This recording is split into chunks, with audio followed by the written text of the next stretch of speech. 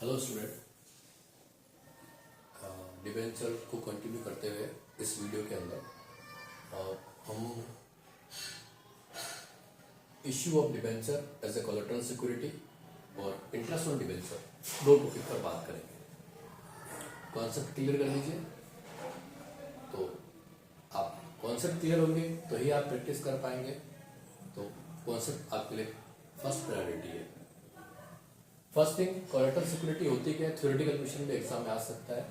When a company take loan from bank और any other party, then company deposited debentures into bank as a mortgage is known as collateral security. Company as a mortgage अपने debenture को गिरवी के रूप में अपने debenture को bank में जमा कर देती है और इस टाइप के डिबेंचर पर कंपनी किसी भी प्रकार का इंटरेस्ट पे नहीं करती है बैंक को। ओनली एज ए मॉर्गेज के फॉर्म में वो डिबेंचर्स बैंक में पड़े रहते हैं। फॉर एग्जाम्पल, कंपनी ने लोन लिया 10 लाख रुपीस का। हमेशा मॉर्गेज की वैल्यू ज्यादा होती है, तो कंपनी ने उसके बदले में 15 लाख के debenture as a mortgage deposit कर दिए, तो उसको हम क्या बोलेंगे? Collateral security. और जब कंपनी अपने लोन का रिपेमेंट कर देती है, तब क्या होता है? उस डिबेंचर्स जो है वो फिर से कंपनी वो जो डिपॉजिट कराया एज ए कोलेटरल बैंक में फिर से कंपनी को मिल जाता है। फिर पब्लिक में मार्केट में वो इश्यू कर सकती है कंपनी डिबेंचर्स को। तो आई थिंक आपको एक कोलेटरल सिक्योरिटी का मीनिंग समझ में आ चुका है। अब हम बात करेंगे इसके एंट्रीज के बारे में। यहाँ पर दो मेथड एंट्रीज के, नो एंट्री पास और पास द एंट्री। क्वेश्चन में क्लियरली मेंशन होगा आपके, when pass the entry, when not pass the entry. Note pass the entry है तो सीधा समझ आना कि यहाँ कोई एंट्री पास नहीं होगी कोलेटरल सिक्योरिटी की। बैंक से लोन लोगे उसके तो एंट्री करेंगे ना, बैंक अकाउंट दिया to bank loan. But collateral security जो हमने डिपॉजिट किया बैंक में, उसकी कोई एंट्री नहीं होगी।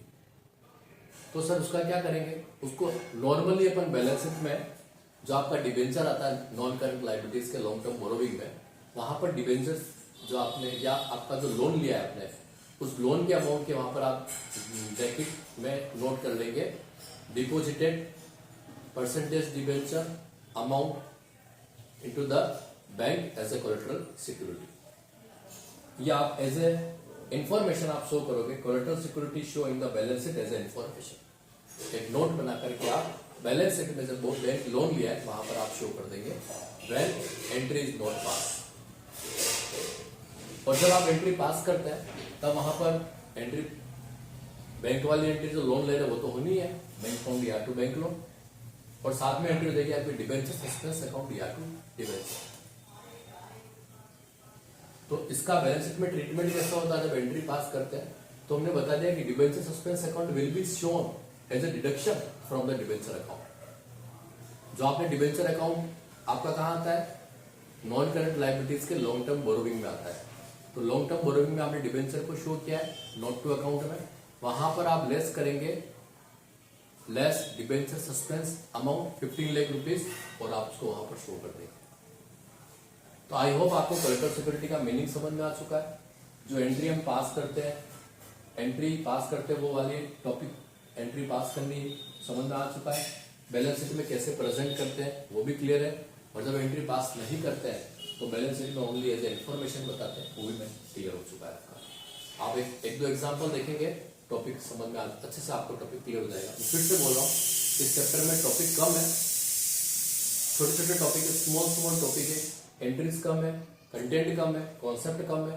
आराम से आप 2-3-4 क्वेश्चन देखेंगे और टॉपिक क्लियर हो जाएगा। स्कोरिंग टॉपिक है और मार्क्स लेने वालों के लिए, पास होने वालों के लिए भी इंपॉर्टेंट टॉपिक है और ये चैप्टर। अब हम बात करते हैं interest on debenture. Interest on debenture is usually paid half yearly.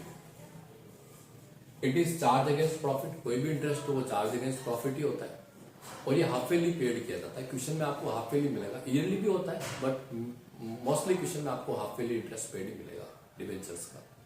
अच्छा, इसकी एंट्री क्या होती है? इंटरेस्ट पेड कंपनी का लॉस है, इसलिए इंटरेस्ट समय से क्या आएगा? डीआर में। तो एंट्री क्या हो जाएगी? Debenture interest account DR to debenture holder to TDS. TDS का फुल फॉर्म होता है टैक्स डिडक्टेड एट सोर्स। आपको क्वेश्चन के अंदर इनकम टैक्स की रेट दे रखी होगी। फॉर एग्जांपल आपका इंटरेस्ट बना 10,000 का, ओके सर, इनकम टैक्स की रेट दे रखी है क्वेश्चन में 30%, तो आप 10,000 का 30% कितना हो गया 3,000। तो ड्यू अमाउंट जो होल्डर को आप पेमेंट करेंगे, होल्डर को जो ब्याज मिलेगा वो 7,000 ही मिलेगा। अब आप होल्डर को जो आपने सीआर किया था उनको डीआर कर दो, holder TDS to bank payment कर दो आप, ठीक है। 7,000, 3,000 और 10,000।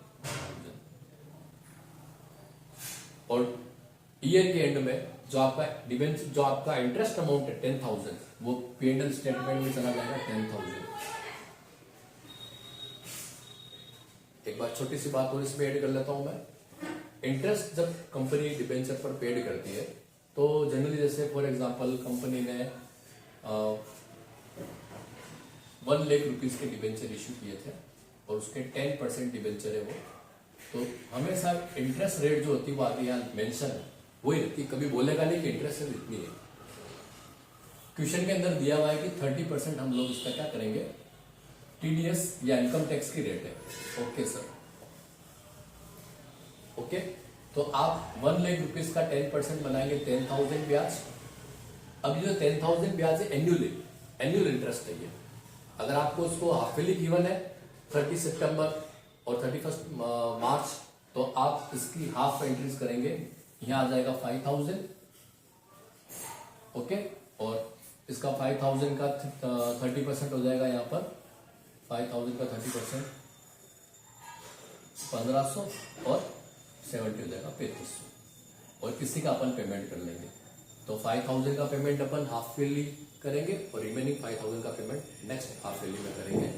तो ये एंट्री आपके 2 एंट्री हाफ ईयरली में हो जाएगा और अगले वाले हाफ ईयर के अंदर ये 2 एंट्री वापस से हो जाएगी सेम एंट्री। और टोटल अमाउंट ईयर के एंड में 10,000 स्टेट डिबेंचर का जो इंटरेस्ट है वो P&L स्टेटमेंट में ट्रांसफर हो जाएगा। और अगर एनुअल कर रहे हैं तो 10,000 वाली सिंगल 2 एंट्री करेंगे अपन यहाँ पर। आई होप आपको ये इंटरेस्ट ऑन डिबेंचर वाला टॉपिक क्लियर हो चुका है।